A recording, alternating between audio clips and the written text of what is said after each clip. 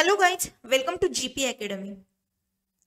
Guys, तुमच्या सर्वांचं daily answer writing practice मध्ये हार्दिक स्वागत. आज आपण यूपीएससी ऑप्शनल अँथ्रोपॉलॉजी 2024 चा पेपर 1 सोडवत आहोत आणि ज्याचा पार्ट 2 आज आपण बघणार आहोत. यामध्ये आपण क्वेश्चन नंबर 2 बघत आहोत, ज्यामध्ये 3 सब क्वेश्चन्स दिलेले आहेत. क्वेश्चन ए हा आहे 20 मार्क्ससाठी, क्वेश्चन बी हा आहे 15 मार्कांसाठी आणि क्वेश्चन सी हा आहे 15 मार्कांसाठी. या प्रश्नाचं एकंदरीत वेटेज आहे हे 50 मार्क. ओके, ज्या विद्यार्थ्यांनी सेक्शन 1 मधला किंवा सेक्शन ए मधला जर क्वेश्चन नंबर 2 चॉईस केला असेल तर हे तिन्ही सब क्वेश्चन त्यांच्यासाठी बंधनकारक असतील, म्हणजे तिन्ही सब क्वेश्चन त्यांना अटेम्प्ट करावे लागतील. ओके, सो बघा क्वेश्चन नंबर 1 काय दिलाय. क्वेश्चन नंबर 1 दिलाय, सॉरी क्वेश्चन नंबर 2 मधला ए दिलाय, discuss historical particularism as a critical development to classical evolution. Okay, classical इव्होल्यूशनच्या ज्या थिअरीज आहेत तर त्याच्यावरती नकारात्मक प्रतिक्रिया म्हणून हिस्टोरिकल पर्टिक्युलरिझम वरती चर्चा करा. ओके, अशा पद्धतीचा हा प्रश्न आहे. प्रश्न थोडा ट्रिकी आहे, पण एक कॉन्सेप्ट मी तुम्हाला सांगतेय. त्या कॉन्सेप्ट ज्या आहेत ना, ह्या ज्या 2 कॉन्सेप्ट आहेत ना, हिस्टोरिकल पर्टिक्युलरिझम आणि क्लासिकल इव्होल्युशनिझम, या 2 कॉन्सेप्ट ज्या वेळेला तुम्हाला क्लिअर होतील त्यावेळेलाच याचं आन्सरही कळेल आणि नक्की हा प्रश्न काय विचारलाय त्याचा अर्थही समजून जाईल. सो कॉन्सेप्टकडे आधी थोडंसं लक्ष द्या. या 2 कॉन्सेप्टकडे बघा, क्लासिकल इव्होल्युशनिझम आणि हिस्टोरिकल पर्टिक्युलरिझम हा तुमच्या सिलेबसचा 17वा टॉपिक आहे, जो आहे अँथ्रोपॉलॉजिकल थिअरीज. आता अँथ्रोपॉलॉजिकल थिअरीज बघत असताना आपल्याला अभ्यास करायचा असतो तो स्कूल ऑफ थॉट्स, त्या म्हणजेच अँथ्रोपॉलॉजिकल थॉट्स किंवा अँथ्रोपॉलॉजिकल स्कूल्सचा आपल्याला अभ्यास करावा लागतो. त्याचबरोबर आपण खूप साऱ्या पर्सनॅलिटीज बघणार आहोत, खूप सारे स्कॉलर्स बघणार आहोत, आणि अँथ्रोपॉलॉजिस्ट बघणार आहोत, त्यांचे इव्हिडन्स बघणार आहोत, त्यांचे कोट्स बघणार आहोत, त्यांनी कोणते कोणते कोट्स केलेत, कोणते आर्ग्यू केलेत, या सगळ्या गोष्टी आपल्याला अँथ्रोपॉलॉजिकल थिअरीज मध्ये बघायच्या आहेत. सो अँथ्रोपॉलॉजिकल थिअरीजच्या दृष्टीने हे 2 टॉपिक किंवा या 2 कॉन्सेप्ट खूप जास्त महत्वाचे आहेत, ज्या आज आपण आपल्या क्लिअर होऊन जातील. सो बघा, सगळ्यात आधी आपण क्लासिकल इव्होल्युशनिझम बघू. क्लासिकल इव्होल्युशनिझम बघताना आपल्याला इव्होल्युशनरी स्कूल बघायचे आहेत. इव्होल्युशनरी स्कूल किंवा ज्याला आपण स्कूल ऑफ थॉट्स असं म्हणतो, school of thoughts. Okay, so बघा, स्कूल ऑफ थॉट्स जे आहेत ते मेनली 2 थॉट्स वरती डिपेंड असतात. एक थॉट असा किंवा एक थिअरी अशी की जी केवळ डेटा बेस्ड थिअरी लिहिलेली आहे. डेटा, नो इव्हिडन्स, फक्त डेटा बेस्ड थिअरी लिहिलेली आहे. आणि दुसऱ्या ह्याच्यामध्ये असे स्कॉलर्स असतात की ज्यांनी इम्पिरिकल डेटा म्हणजेच फील्ड वर्क वरती जाऊन मिळवलेला डेटा गोळा करून थिअरी मांडलेले आहेत. म्हणजे एक क्लास असा होतो की ज्यांनी फक्त डेटा बेस्ड थिअरी मांडलेल्या आहेत, secondary data based. Okay, secondary data म्हणजे काय की data from missionaries, data from त्यांना काय म्हणू आपण, ट्रॅव्हलर्स, डेटा फ्रॉम द कॉलोनियल्स, यांच्यापासून मिळवलेला डेटा, यांच्यावरती त्यांनी फक्त थिअरी मांडल्यात. यांनी कुठलाही इव्हिडन्स हा दिलेला नाहीये. मात्र यांनी ऍक्च्युअल फील्ड वर्क करून डेटा मिळवला, इम्पिरिकल डेटा मिळवला, इम्पिरियल डेटा मिळवला आणि ज्याच्यावरती त्यांनी थिअरीज लिहिलेल्या आहेत. सो असे स्कूल ऑफ थॉट्स जे आहेत तर ते काय झालेले आहेत, क्लासिफाय झालेले आहेत. सो अशाच एका स्कूल ऑफ थॉटनी ज्यांनी फक्त डेटा बेस्ड थिअरी लिहिलेल्या आहेत तर त्याच आहेत क्लासिकल इव्होल्युशनिझम. क्लासिकल इव्होल्युशनिझम अशा ज्या थिअरीज ज्या केवळ डेटा बेस्ड मांडल्यात, ज्यांना कुठलाही इव्हिडन्स हा दिलेला नाहीये, अशा थिअरीज ज्या आहेत तर त्या थिअरीज आहेत क्लासिकल इव्होल्युशनिझम. ओके, मग अशा थिअरीज किंवा असे स्कॉलर्स कोणकोणते होते तर ते होते बघा, टॅलर, त्याचबरोबर लेविस, फ्रॅझर, हे तीनही जे होते ते ब्रिटिश स्कूल ऑफ थॉट्सचे होते. एक्स्ट्रा नॉलेज साठी सांगते, ब्रिटिश स्कूल ऑफ थॉट्स चे स्कॉलर होते. आणि मॉर्गन जे होते, मॉर्गन ते German school of thoughts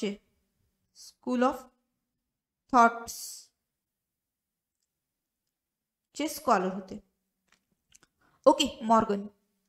so बघा, मॉर्गन असेल, टेलर असेल, लेविस असेल, फ्रॅझर असेल, यांच्यावरच नेहमी प्रश्न विचारला जातो. त्यामुळे या स्कॉलर्स किंवा या पर्सनॅलिटीजवर आपल्याला बोलणं हे क्रमप्राप्त ठरतं, किंवा त्यांचे जे थॉट्स आहेत तर ते आपल्याला बघणं जास्त महत्वपूर्ण ठरतं. आता या ठिकाणी ना एक गोष्ट आहे, तर ती बघा की आपल्याला आता यांचे जे थॉट्स आहेत किंवा यांनी केलेले कोट्स किंवा आर्ग्यू आहेत तर ते आपल्याला म्हणजे इम्पॉर्टंट आहेत, पण आता बघायचे नाहीयेत. आता आपल्याला काय बघायचे, स्कूल ऑफ थॉटचे जे बेसिक आहेत किंवा त्यांचे जे टेनेट्स आहेत, तर त्याच्यावरती, या बेसिक वरती आपल्याला काय करायचंय, प्रश्न बघायचा, उत्तर बघायचे. कारण क्लासिकल इव्होल्युशनिझम अशाच टेनेट्सवर काय आहे, डिपेंड आहे. ओके, इथपर्यंत तुम्हाला क्लिअर झालं. मग बघू आपण की क्लासिकल इव्होल्युशनिझम किंवा स्कूल ऑफ थॉट्सचे कोणते कोणते टेनेट्स आहेत किंवा क्लासिकल इव्होल्युशनिझमचे कोणते कोणते टेनेट्स आहेत. तर टेनेट्स त्यांच्या आधी बघत असताना आधी कॉन्सेप्ट बघा की क्लासिकल इव्होल्युशनिझम काय म्हणत आहे. तो बघा, क्लासिकल इव्होल्युशनिझम हा जो ही जी थिअरी आहे तर ती बघा, रिलिक्स ऑफ पास्ट म्हणजे भूतकालीन अवशेष, बट कोणत्या बेसिस वरती, सेकंडरी डाटा बेसिस वरती मिळवलेले आहेत, किंवा त्याच्यावरती जी थिअरी लिहिली ती सेकंडरी डाटा बेस्ड थिअरी लिहिली. ओके, अगेन इथं काय झालं, नो एव्हिडन्स. अगेन काय झालं, क्रिटिसिझम, नो एव्हिडन्स. बघा, सेकंडरी डाटा बेस्ड थिअरी असणं हाच सगळ्यात मोठा क्रिटिसिझम आहे. ओके, हाच सगळ्यात मोठा काय इथं क्रिटिसिझम आहे. आता बघा, यांनी सेकंड टेनेट्स काय मांडलंय की कोणतीही जी कल्चर आहे, कोणतंही कल्चर आहे किंवा क्लासिकल इव्होल्युशन आहे तर ते 3 स्टेज मधूनच गेलेलं आहे. एक सॅवेजरी, त्यानंतर बार्बॅरिझम आणि सिव्हिलायझेशन. ओके, सॅवेजरी म्हणजे काय, ज्याला आपण म्हणू शकतो हंटिंग गॅदरिंग, शिकार करणे, गोळा करणे, राईट. सो सॅवेजरी, ज्यावेळेला माणूस भटकंती करत होता. ओके, त्यानंतर बार्बॅरिझम म्हणजे काय, इथे आलं शेतीचा शोध लागला, मानववस्ती स्थिर होऊ लागली, त्यानंतर डोमेस्टिकेशन ऑफ ॲनिमल सुरू झालं म्हणजे पशुपालन सुरू झालं. ओके, फूड स्टोअर करू लागले माणसं आणि एक स्थैर्य आलं त्यांच्या जीवनाला. सो ही झाली बार्बॅरिझम प्रोसेस.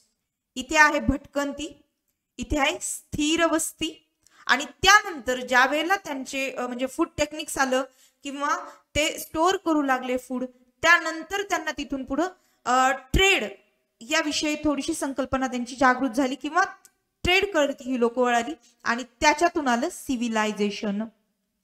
ओके, सो या 3 स्टेज त्यांनी मांडल्या. या 3 स्टेज बरोबर हे त्यांचे पॉझिटिव्ह पॉइंट आहे, बट अगेन नो एव्हिडन्स की या 3च स्टेज मधून संस्कृती डेव्हलप झाली असेल किंवा इव्होल्युशन झालं असेल, क्लासिकल इव्होल्युशन झालं असेल. अगेन याला ते काहीच पुरावा देऊ शकले नाहीत, कारण सेकंडरी डाटा त्यांनी काय केला होता, यूज केला होता. ओके, त्यानंतर बघा त्यांचं असं म्हणणं आलं की म्हणजे सगळ्याच्या सगळ्या संस्कृती आहेत तर त्या इक्वल आहेत, पॅरलर आहेत. पॅरलर म्हणजे काय, नॉर्थ कडे जा, साऊथ कडे जा, नॉर्थ कडे जा, साऊथ कडे जा, ईस्ट कडे जा, वेस्ट कडे जा. अख्ख्या जगामध्ये ज्या संस्कृती आहेत तर ह्या 3च स्टेज मधून गेल्या आहेत. पॅरलर इक्वल म्हणजे इथं जर का साऊथला जर का सॅव्हेजरी असेल तर नॉर्थला पण सॅव्हेजरी, वेस्टला पण आहे, ईस्टला पण सॅव्हेजरी.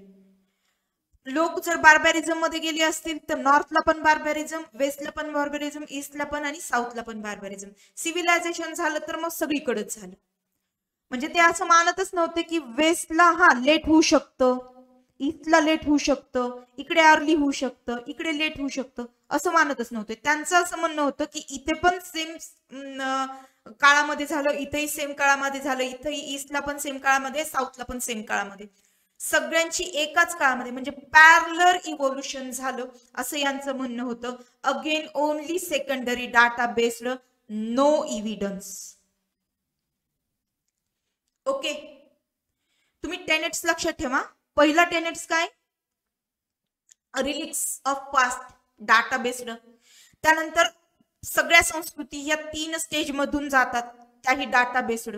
सगळ्या ज्या संस्कृतीत त्या पॅरलरली ग्रो झाल्यात, अगेन डाटा बेस्ड. ओके, त्यांनी 4th टेनेट्स मांडला, तो कोणता? की सायकिक युनिटी.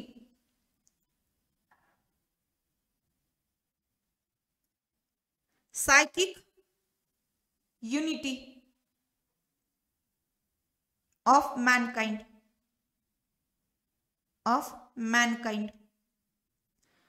म्हणजे सगळ्यांची जी सायकिक म्हणजे सायकोलॉजी आहे ती सेम आहे, सेम सेम. म्हणजे त्यांचं असं म्हणणं होतं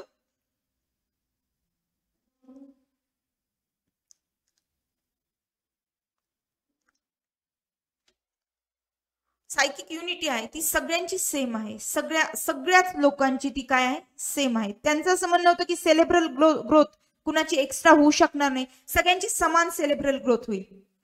ओके, आणि त्यांची जी ॲबिलिटी होती ती पण काय असणार आहे? ती कॉग्निटिव्ह ॲबिलिटी जी होती ती पण काय असणार आहे? सगळीकडे सेम असणार आहे.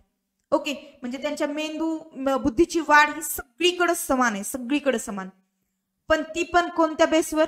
हा जी सायकिक युनिटी ऑफ मॅनकाइंड ही जी थिअरी मांडली ती पण कोणत्या बेसवर? Again secondary data based theory होती. त्यालाही काय नव्हता? कसलाही इव्हिडन्स नव्हता. ओके, बट याच्यावरती ते एक गोष्ट मानतात, ही गोष्ट एक पॉझिटिव्ह आहे या पॉइंटची.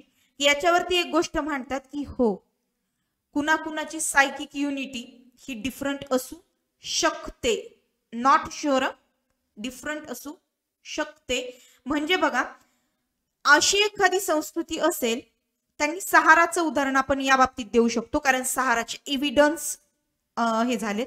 बघा, सहाराच्या नॉर्थन साइडला आहे युरोपियन कंट्रीज, युरोपियन राष्ट्र, आणि साऊदर्न साइडला आहेत आफ्रिकन. ओके, सो त्यांनी एक गोष्ट मांडली की असं असू शकतं की सॅव्हेजरी नंतर डायरेक्ट सिव्हिलायझेशन येऊ शकतं, डायरेक्ट सिव्हिलायझेशन येऊ शकतं. बघा, ज्यावेळेला युरोपियन कंट्रीजमध्ये सिव्हिलायझेशन आलं त्यावेळेला आफ्रिकन कंट्रीमध्ये सॅव्हेजरीच होती, सॅव्हेजरी. त्यावेळेला आफ्रिकन कंट्रीमध्ये अजूनही सॅव्हेजरी होती.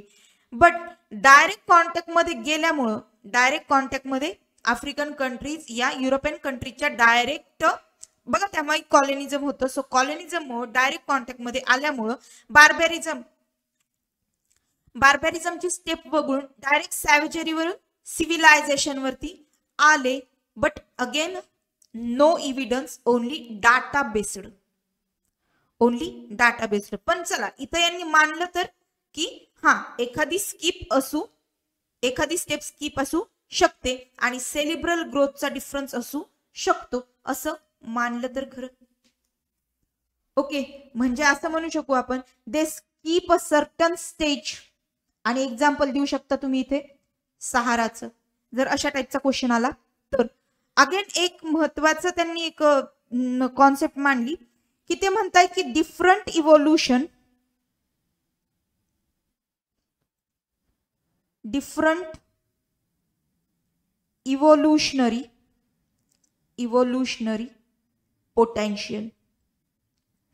Potential. Different evolutionary potential. So different evolutionary potential म्हणजे काय? बघा, आता 2 टाईप्सच्या कॉलनीज आहेत किंवा 2 टाईपच्या सोसायटी आहेत. एक सिंपल सोसायटी आणि कॉम्प्लेक्स सोसायटी, एक सिंपल सोसायटी, एक कॉम्प्लेक्स सोसायटी. सो त्यांचं असं म्हणणं आलं की डिफरन्स हे काय, डिफरन्स जे आहे किंवा डिफरन्स इव्होल्युशन जे आहे ते प्रत्येकाच्या काय पोटेन्शियल वरती डिपेंड असतं किंवा पोटेन्शियल, त्यांचं पोटेन्शियल. आता कॉम्प्लेक्स सोसायटी जे आहे तर त्या फुलफिल आहेत, फुलफिल क्रायटेरिया केलाय त्यांनी कशाचा, कल्चरचा. मग कल्चरला स्कोप म्हणजे इव्होल्युशनला स्कोप फक्त सिम्पलर सोसायटीला आहे. सिम्पलर सोसायटीज फक्त इव्होल्युशन करू शकतात, ज्या ऑलरेडी कॉम्प्लेक्स आहेत, ज्यांनी ऑलरेडी इव्होल्युशनचा क्रायटेरिया फुलफिल केलाय किंवा ऑलरेडी सॅटिस्फाय केलाय, तर त्यांच्यामध्ये इव्होल्युशन होऊ शकत नाही. ओके, फॉर एक्झाम्पल फक्त म्हणजे ते याच्याशी रिलेव्हंट नाहीये, बस तुम्हाला कॉन्सेप्ट समजण्यासाठी बघा की गल्फ कंट्रीज म्हणण्यापेक्षा जे हे आहेत कुवेत आहेत, कुवेत बघू आपण.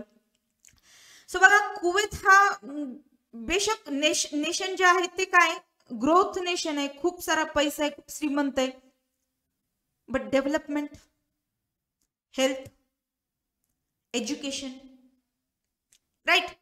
सो लॅक ऑफ एज्युकेशन, तर मग तिथे इव्होल्युशन व्हायला काय हरकत आहे, तिथे तर सगळ्या क्रायटेरिया फुलफिल आहेत, कारण लाईफस्टाईल फुलफिल आहे, पैसा फुलफिल आहे, सगळ्या गोष्टी फुलफिल आहेत. ओके, बट मग तिथे इव्होल्युशनला काय प्रॉब्लेम आहे, म्हणजे एखादी जर चांगली गोष्ट होणार असेल तर तिथे इव्होल्युशन व्हायला काहीच हरकत नाही. मग फक्त सिंपल सोसायटीमध्ये इव्होल्युशन होतं असं आपण नाही म्हणू शकणार, कॉम्प्लेक्स सोसायटीमध्ये पण इव्होल्युशन व्हायला पाहिजे ना. ओके, सो बट त्यांचं असं म्हणणं आहे की सिंपल सोसायटीकडं जे पोटेन्शियल आहे, म्हणजे सिंपल सोसायटीकडं जे इव्होल्युशनला कारण आहे ते कॉम्प्लेक्स सोसायटीकडे नाहीये, कारण त्यांनी ऑलरेडी हा क्रायटेरिया काय केलेला आहे, फुलफिल केलेला आहे कल्चरचा. ओके, कल्चरचा असेल किंवा त्यांच्या प्रत्येक गोष्टीला फुलफिल करण्याचा क्रायटेरिया आहे, तर तो कॉम्प्लेक्स सोसायटीनी हे केलाय, कम्प्लीट केलेला आहे. मग फक्त इव्होल्युशन सिम्पलर सोसायटीमध्ये होऊ शकतं असं यांचं म्हणणं आहे. बट अगेन हे काय डेटा बेस्ड आहे, कुठलाही इव्हिडन्स नाही. ओके, सो असे सगळे मुद्दे जे आहेत तर ते काय करण्यात आले, खोडून काढण्यात आले. मग ते खोडून काढलेले मुद्दे म्हणजेच हिस्टोरिकल पर्टिक्युलरिझम. आलं लक्षात? म्हणजे प्रत्येक वेळी जे मुद्दे मांडले गेले, कोणते मुद्दे मांडले गेले की रिलिक्स ऑफ पास्ट, म्हणजे जे अवशेष आहेत तर ते मांडले गेले. मग रिलिक्सला इव्हिडन्स नव्हता, फक्त डेटा होता. त्यांनी असं म्हटलं गेलं की प्रत्येक सोसायटी किंवा प्रत्येक कल्चर हे 3 स्टेज मधून गेले, सॅव्हेजरी, बार्बेरिझम आणि सिव्हिलायझेशन. त्याला कुठलाही इव्हिडन्स नव्हता, त्याला फक्त काय होता, डेटा होता, सेकंडरी डेटा होता. त्यानंतर psychic unity of Mankind. Okay, ठीक आहे, ती थिअरी मांडली आपण, बट या ठिकाणी काय झालं, कुठलाही डेटा नव्हता.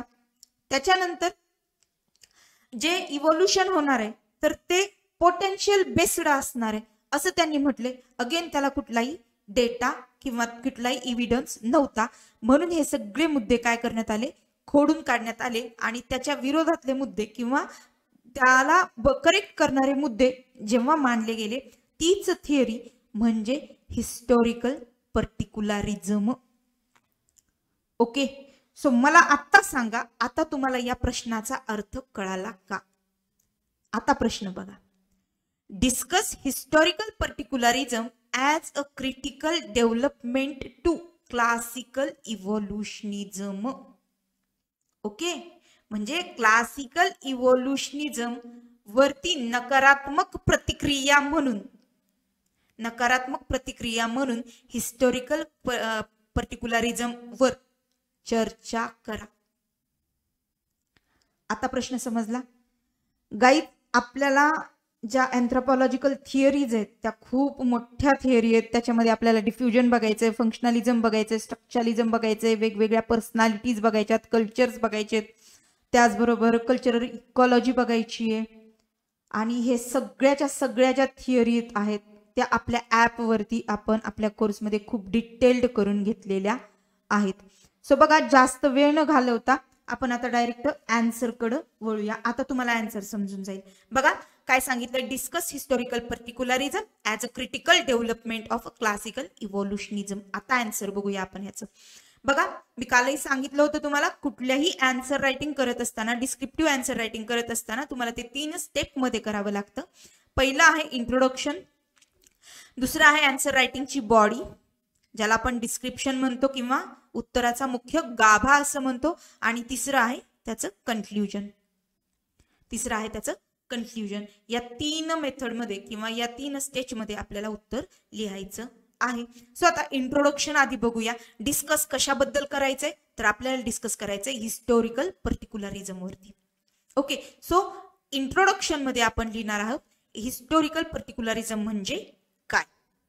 ओके, सो बघा, historical पर्टिक्युलरिझम emerged in early 20th century as a critical response to the classical evolutionism in anthropology. Historical particularism एक असं म्हणजे क्रिटिकल प्रतिक्रिया आहे जी क्लासिकल इव्होल्युशनिझम वरती दिली आहे अँथ्रोपॉलॉजी मध्ये 20व्या शतकामध्ये. ओके, मग कोणी दिली आहे ही प्रतिक्रिया किंवा ही थिअरी कोणी लॉन्च केली आहे, तर pioneered by the Franz Boas. This school of a thought challenged the unilinear evolutionary model of a classical evolutionist like Lewis, Henry, Morgan, E.B. Taylor, who proposed याच्यामध्ये एक मिनिट फ्रॅझर लिहायचे राहिले, फ्रॅझर. ओके, फ्रॅझर. मग ही theory कोणी मांडली, क्लासिकल इव्होल्युशनिझमची थिअरी कोणी मांडली, Lewis, Henry Morgan, then Tylor आणि Frazer. Who proposed that the society pass through a universal stage of development. एकाच स्टेजवरती, युनिव्हर्सल स्टेज म्हणजे जगामध्ये सगळीकडे सेम स्टेजवरती डेव्हलपमेंट झाली असं ह्यांचं म्हणणं होतं, या स्कूल ऑफ थॉटचं म्हणणं होतं. आणि बॉयजच्या स्कूल ऑफ थॉटने यांना काय केलं होतं, चॅलेंज केलं होतं, चॅलेंज किंवा यांच्या अगेन्स्ट त्यांनी थिअरी लिहिली होती. Okay, boys and his follower म्हणजे बॉयजचे अनुयायी emphasize the unique context specific development of a culture, rejecting the idea of a single universal path. A single universal path of a cultural evolution. त्यांनी कशाला challenge केलं, त्यांच्या जे single universal path आहे म्हणजे सगळीकडे समान काय झाली, इव्होल्युशन झाले असं यांचं म्हणणं होतं. तर तो मुद्दा यांनी काय केला, खोडून काढला. ओके, तर सगळ्यात आधी आपण जे ह्या टेनेट्स बघितल्यात ना, ह्या टेनेट्स ते आपण जरा शुद्ध शब्दात बघू, जरा म्हणजे एक्झाम पॉइंट ऑफ व्ह्यू ने बघू. ओके, सो आधी आपण काय बघणार आहे, टेनेट्स ऑफ क्लासिकल इव्होल्युशनिझम. क्लासिकल इव्होल्युशनिझमचे टेनेट्स म्हणजे मुद्दे बघायचे आपल्याला की जे कोणते कोणते खोडले गेलेत आणि त्यांनी काय काय मुद्दे मांडलेत सगळ्यात आधी. सो हे बेसिक आधी करा. आणि एक थोडासा वेळ घेते. अनेक विद्यार्थी काय चूक करतात माहितीये का, डायरेक्ट काय करतात, फिलॉसॉफर्स किंवा डायरेक्ट हे घेतात, पर्सनॅलिटीज घेतात आणि त्यांनी मांडलेले कोट्स आहेत, त्यांनी मांडलेले जे थिअरीज आहेत त्या डायरेक्ट रटायला सुरुवात करतात. तर माझं काय म्हणणं आहे माहितीये का, की तुम्ही आधी ना स्कूल ऑफ थॉट्स जे आहेत ना त्यांच्या आधी टेनेट्स क्लिअर करा, बेसिक टेनेट्स क्लिअर करा.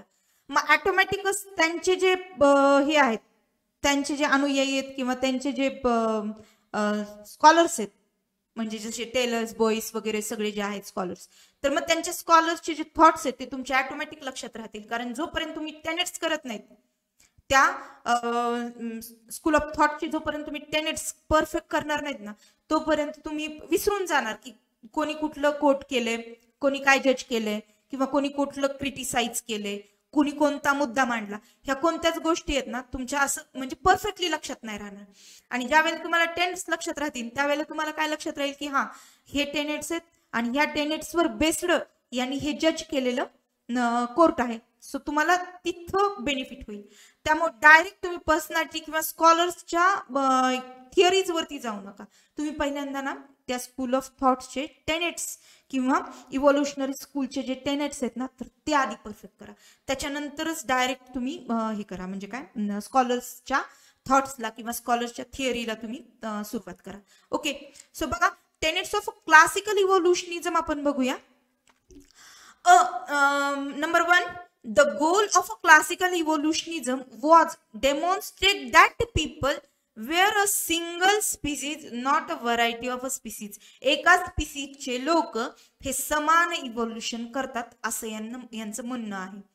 ओके, सो मग त्या स्पीसीज या 3 स्टेज मधून काय होतात, म्हणजे पास होतात. या 3 स्टेज मधून ते काय करतात, इव्होल्युशन करतात. Okay, first is savagery. Savagery म्हणजे काय की शिकार गोळा करणे, शिकार करणे. बार्बॅरिझम म्हणजे काय, ज्या ठिकाणी मानवी वस्ती किंवा मानवी जीवन स्थिर झालं. सॅवेजरी मध्ये भटकंती होती, इथे मानवी वस्ती स्थिर झाली, शेतीचा शोध लागला, त्याचबरोबर पशुपालनाचा शोध लागला. ओके, आणि पशुपालन आणि शेती करत माणूस काय झाला, एके जागेवर स्थिरावला. ज्यावेळेला तो स्थिरावला त्यावेळेला ते ग्रेन स्टोरेज करू लागला. पशुपालनापासून किंवा अॅनिमल रेअरिंग पासून तो वेगवेगळे प्रोडक्ट्स बनवू लागला. आणि ज्या वेळेला ते प्रोडक्ट्स बनवू लागला त्यावेळेला तो बाजारपेठेच्या शोधात असेल किंवा शोधात होता. आणि त्यानंतरचा कुठला टप्पा आहे तर तो आहे सिव्हिलायझेशनचा टप्पा. ओके, ज्या ठिकाणी व्यापार उदयाला आला, स्थिर मनुष्यवस्ती उदयाला आली आणि त्याच म्हणजे एक थिंग्स एक्सचेंजचा जमाना आला थोडक्यात. Okay, these are defined stages through which a cultural institution of human culture evolve in a unilinear sequence. Again इथं युनिलिनियर सिक्वेन्स आला. ओके, युनिलिनियर म्हणजे एकाच काळामध्ये समान असं. Okay, since the cultural evolution is always forwarded moving, it moves from the early homogeneous stages to later complex stage to heterogeneity. Okay, complex stage जसं की मगाशी मी तुम्हाला सांगितलं होतं की सिंपल सोसायटी आणि कॉम्प्लेक्स सोसायटी मध्ये असणारं जे इव्होल्युशन आहे सो ते. त्यानंतर बघा चौथं फोर्थ आहे सायकिक युनिटी ऑफ मॅनकाइंड. म्हणजे कोणाचं सेलिब्रम जास्त ग्रो नाही होऊ शकत, सगळ्यांचं सेलिब्रम सेम ग्रो होईल. ॲबिलिटी त्यांची सेमच असणार आहे, म्हणजे मेंटल ॲबिलिटी असेल, फिजिकल ॲबिलिटी असेल, सगळीच ॲबिलिटी जी आहे तर ती सगळीकडे सेम इव्होल्युशन असेल असं त्यांचं म्हणणं आहे. म्हणजे सायकिक युनिटी असेल ती. Okay, psychic unity of mankind is responsible for the presence of a cultural parallel or similarities. सगळीकडे समान असणार आहे, अख्ख्या जगात साऊथ वेस्ट नॉर्थ ईस्ट सगळीकडे समान असणार आहे, एकाच वेळेला होणार आहे ते, असं यांचं म्हणणं होतं. Such as a similar culture feature or complex it is a idea that human intelligence was essential the same everywhere. बघा, human intelligence in the same was the same everywhere. Okay, सगळीकडे ह्युमन इंटेलिजन्स हे सगळीकडे समान असणार आहे. Okay, the notion of survival was developed by classical evolution and particularly Tylor to explain the symbolic value of some special norms that they no longer have much meaning now did so in past and contemporary societies survivors are remnants of the older tradition. सगळीकडे जे आहे तर पुरातत्व tradition follow केलेलं दिसतं असं कोण म्हटलं तर टेलर म्हटला, ते पण सेकंडरी डाटा बेस्ड. ओके, कारण हे कोणत्या स्कूल ऑफ थॉटचे स्कॉलर्स आहेत, so classical evolutionism school of थॉटचे ते काय आहेत. ओके, स्कॉलर आहेत. त्यानंतर बघा differences in setting and circumstance lead to diversity of a human culture. In this school interpretation of the evolution of a culture differences are only marginally significant. खूप म्हणजे या म्हणजे स्कूलचे जे इंटरप्रिटेशन आहे तर ते काय आहे, मार्जिनल, त्यांच्यामध्ये काहीतरी 19-20चा फरक आहे. म्हणजे डिफरंट सोसायटीज मध्ये जे इव्होल्युशन होणार आहे तर त्यांच्यामध्ये जरी फरक असला तरी तो काय असणार आहे, एकदम थोडासा फरक असणार आहे. बाकी सर्वच सोसायटी या काय आहेत, पॅरलली ग्रो करणाऱ्या सोसायटी आहेत, असं कोणाचं म्हणणं होतं, या स्कॉलर्सचं म्हणणं होतं. आता बघा, critic of classical इव्होल्युशनिझम.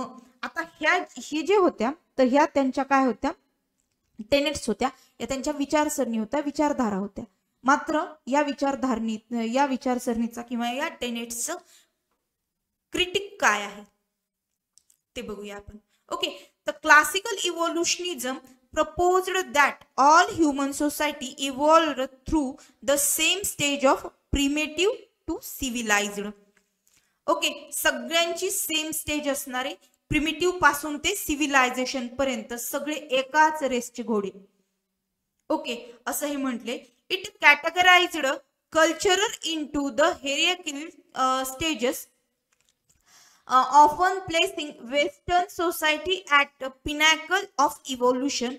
Boyce criticized this approach. तो म्हटला की सगळीकडे म्हणजे क्लासिकल इव्होल्युशन थिअरी म्हणते की सगळीकडे सेमच काय असणार आहे, इव्होल्युशन झालेलं असणार आहे. हेरिडिटिकली स्टेजेस पण ज्या आहेत त्या सगळ्यांच्या सेम असणार आहेत. सर्वांची बुद्धी, सेलेब्रल ग्रोथ जी आहे ती सगळ्यांची सेम असणार आहे. बट त्याला बोयसने काय केलं, चॅलेंज केलं, तिथे त्यांनी क्रिटिसाइज केलं आणि त्यांनी आर्ग्यू केलं, arguing that it was ethnocentric and based on the inadequate speculative data. He pointed out the evolutionists often ignored the complexity and uniqueness of individual culture in favor of overly simplistic and the generalized model. Boys काय म्हणतात की प्रत्येक सोसायटीचं आपापलं स्वतःचं on culture आहे, individual culture आहे आणि ते असं नाही म्हणू शकत आपण की ते इव्होल्युशन व्हायचं थांबेल. मग ते कशावरती डिपेंड आहे, ते कॉम्प्लेक्सिटीवरती डिपेंड आहे, कॉम्प्लेक्स सोसायटीच्या विचारधारणेवरती ते डिपेंड आहे. ओके, त्यानंतर बघा कोर टेनेट्स ऑफ हिस्टोरिकल पर्टिक्युलरिझम. आता आपण वळतोय कशाकडे, हिस्टोरिकल पर्टिक्युलरिझमच्या टेनेट्सकडे. आधी आपण कशाच्या टेनेट्स बघितल्या, क्लासिकल इव्होल्युशनिझमच्या टेनेट्स बघितल्या, त्याच्यावरती काय क्रिटिसाइज होऊ शकतं ते पॉइंट्स बघितले. आता आपण काय बघणार आहेत, हिस्टोरिकल पर्टिक्युलरिझमचे टेनेट्स बघणार आहेत. हिस्टोरिकल पर्टिक्युलरिझम एका स्कूल ऑफ थॉटने दिलेला काय आहे, थिअरी आहे आणि क्लासिकल इव्होल्युशनिझम एका स्कूल ऑफ थॉटने दिलेली थिअरी आहे. ते क्लासिकल इव्होल्युशन जी थिअरी आहे ती सेकंडरी डेटा बेस्ड थिअरी आहे आणि हिस्टोरिकल पर्टिक्युलरिझम जी आहे ती आहे इम्पिरिकल डेटा बेस्ड आणि field work based theory. Okay, so बघा त्यामध्ये सगळ्यात महत्वाचं काय आहे, cultural रिलेटिव्हिझम. Okay, Boyce introduced the idea of cultural relativism, which emphasized that culture should be understood on their own terms, not judged against the standard of the society. Okay, त्यांनी standard of the society वरून काय केलं नाहीये, जज केलं नाही की यांची कोणत्या काळातली हे असेल, ग्रोथ असेल किंवा यांचं कल्चर कधी ग्रोथ झालं, कसं ग्रोथ झालं, त्यांच्या ग्रोथची टर्म्स त्यांनी कधीही जज केले नाहीत. त्यांनी त्या पर्टिक्युलर सोसायटीच्या काय म्हणू शकतो आपण, पर्टिक्युलर सोसायटीच्या कल्चरवरती त्यांनी काय केलं, फोकस केला. त्यानंतर त्यांनी काय केलं, इम्पिरिकल डाटा कलेक्शन केलं, म्हणजे स्वतःच्या अनुभवातून त्यांनी डाटा कलेक्ट केला. त्यांनी आधी फील्ड वर्क केलं आणि त्या फील्ड वर्क वरून एव्हिडन्स गोळा केले आणि त्यांनी एक स्वतःचा इम्पिरिकल डेटा बनवला आणि त्या डेटा बेस्ड त्यांनी काय केलेली, ही थिअरी मांडलेली आहे. So historical particularism advise for the rigorous field work. Okay, फक्त सेकंडरी डाटा नव्हे तर field work and the collection of empirical data, Boyce believed that through the ethnographic studies. आता एथनोग्राफिक स्टडीज म्हणजे काय की एथनोग्राफिक स्टडी म्हणजे particular सोसायटीचा किंवा पर्टिक्युलर कल्चरचा अभ्यास करणे, पर्टिक्युलर निशचा अभ्यास करणे, तो कशामध्ये येतो एथनोग्राफिक स्टडी मध्ये येतो. एथनोग्राफिक स्टडी ज्यावेळेला आपण बघतो तर त्यावेळेला म्हणजे एक्स्ट्रा सांगते ही गोष्ट की त्यावेळेला आपण डरकाईनची स्टडी खूप जास्त, एथनोग्राफिक स्टडी मध्ये डरकाईनची स्टडी खूप जास्त इम्पॉर्टंट ठरते. सो आपण ती पण बघणार आहोत. म्हणजे आता या भागात नाही, एक स्पेशल लेक्चर टाकेन मी त्याच्यावरती. Okay, so were necessary to understand the specific histories of environmental condition that shaped each culture. Okay, प्रत्येक सोसायटीची एक स्वतःची संस्कृती असते आणि ती त्यांच्या एन्व्हायरमेंटल कंडिशनवरती आणि त्यांच्या हिस्ट्रीवरती डिपेंड असते. ओके, असं त्यांनी इम्पिरिकल डेटा गोळा केला किंवा एव्हिडन्स गोळा केले. फॉर एक्झाम्पल बघा, याचं एक कोट बघा किंवा या कोटवरती एक एक्झाम्पल बघा. आपल्या महाराष्ट्रातलंच विदर्भ असेल, मराठवाडा असेल, ऍज कम्पेअर टू थोडेसे मागास आहेत पश्चिम महाराष्ट्रीयन, म्हणजे पश्चिम महाराष्ट्रापेक्षा. का बरं? Because of history and environmental conditions. Okay, history पण बघा पश्चिम महाराष्ट्राची म्हणजे किती स्ट्रॉंग आहे as compared to Marathwada, Vidarbha. आणि एन्व्हायरमेंटल कंडिशन्स पण बघा की पाऊस, शेती, जमिनीचा प्रकार, त्याचबरोबर बाजारपेठ, मोठ्या मोठ्या बाजारपेठ, त्याचबरोबर यांना लाभलेला कोस्टल रिजन. राईट. सो या गोष्टीतून किंवा या दृष्टिकोनातून म्हणजे ट्रान्सपोर्टेशन पण असेल, या दृष्टिकोनातून पश्चिम महाराष्ट्र हा सुदृढ आहेच ऍज कम्पेअर टू इतर part of Maharashtra. Okay, so history आणि एन्व्हायरमेंटल कंडिशन ही ती संस्कृती किंवा ती त्याला काय म्हणू आपण, तो निश, पर्टिक्युलर निश याला काय करत असते, शेप करत असते, त्याला आकार देत असते. ओके, सो इथं म्हणजे इथं ते एक्झाम्पल लिहायचं नाहीये तुम्हाला, जस्ट समजावं म्हणून दिलंय, कारण एक्झामला आपल्याला पॉइंट टू पॉइंट आन्सर करायचे असतात. सो बघा, सगळ्यात महत्वाचं हे काय लिहिली आहे, थिअरी काय लिहिली बॉयसनी, तर रिजेक्शन ऑफ युनिलिनियर मॉडेल. त्यांनी सगळ्यात मोठा कोट काय केलं किंवा सगळ्यात मोठं आर्ग्यू काय केलं तर युनिलिनियर मॉडेलला, टेलरच्या युनिलिनियर मॉडेलला त्यांनी काय केलं, अपोज केलं या ठिकाणी. Okay, historical particularism rejected to notion that the societies develop along the same evolutionary tragedy.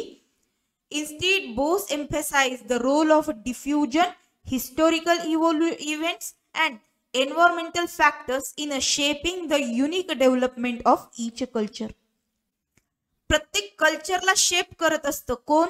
Role of diffusion, historical events, environmental factors. Okay, ह्या तीन गोष्टी प्रत्येक कल्चर काय करत असतं, डेव्हलप करत असतं आणि त्यांना शेप करत असतं. याला युनिलिनियरचा काही संबंध येणार नाही, एक रेषीयचा काही संबंध येणार नाही, कारण जगामध्ये प्रत्येकाची हिस्ट्री वेगळी आहे, हिस्टॉरिकल इव्हेंट वेगळे आहेत, प्रत्येकाचं एन्व्हायरमेंटल फॅक्टर्स वेगळे आहेत, प्रत्येकाचं डिफ्युजन वेगळं आहे. त्यामुळं असं असूच शकणार नाही की या ठिकाणी जर बार्बॅरिझम असेल तर या ठिकाणी सिव्हिलायझेशन, तर या ठिकाणी सॅवेजरी नसेलच, असं कशावरून? ओके, कारण प्रत्येकाचे काय आहे, एन्व्हायरमेंटल कंडिशन किंवा एन्व्हायरमेंटल फॅक्टर्स हे प्रत्येकाचे वेगवेगळे आहेत, प्रत्येक विभागाचे वेगवेगळे आहेत. सो हा त्यांनी खूप मोठा काय केलेला आहे, त्यांना अपोज केलेला आहे, आर्ग्यू केलेलं आहे. त्यानंतर सेकंड आर्ग्यू बघू, आर्ग्यू नाहीये. त्यानंतर आपण जे बॉयसचे जे थॉट्स आहेत तर त्यांचा अँथ्रोपॉलॉजीवरती काय इन्फ्लुएन्स झालाय आपण ते बघूया.